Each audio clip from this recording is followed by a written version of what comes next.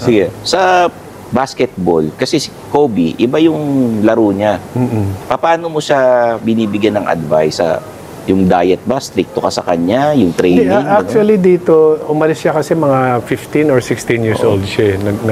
Mag-isa na siya sa America.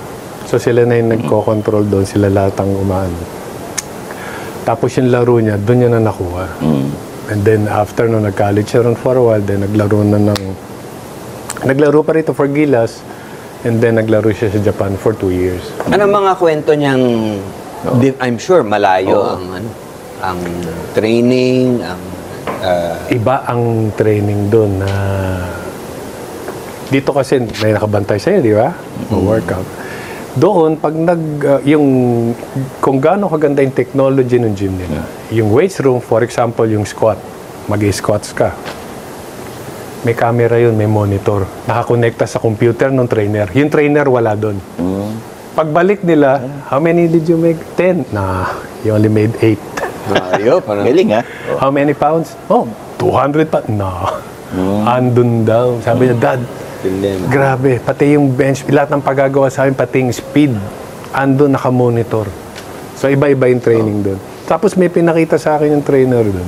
Yung mga kinukuha nilang players, di kukunan nila, nakahubad, ano, na kikita mo talaga.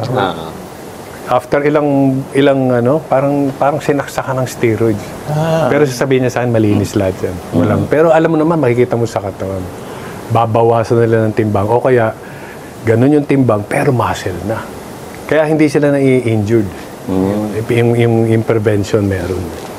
Diba? Ano nang mangyayari kay Kobe? Sa ngayon kasi, anong latest sa kanya? na-drain na, kasi nga mag-isa siya sa Amerika, tapos mag-isa sa Japan. Parang sabi niya, Dad, pahinga muna ako. Okay. So, ako naman, hindi ko na pinilit. Sabi ko, sayang, pa-draft ka rito. Sabi niya, eventually siguro. Pero as of now, ano muna, bigyan mo muna. Hindi ko na, nung sinabi niya, hindi ko na. Ilan taon ba siya? Bata pa naman. 26. Oo. 26. So, sabi ko, sige.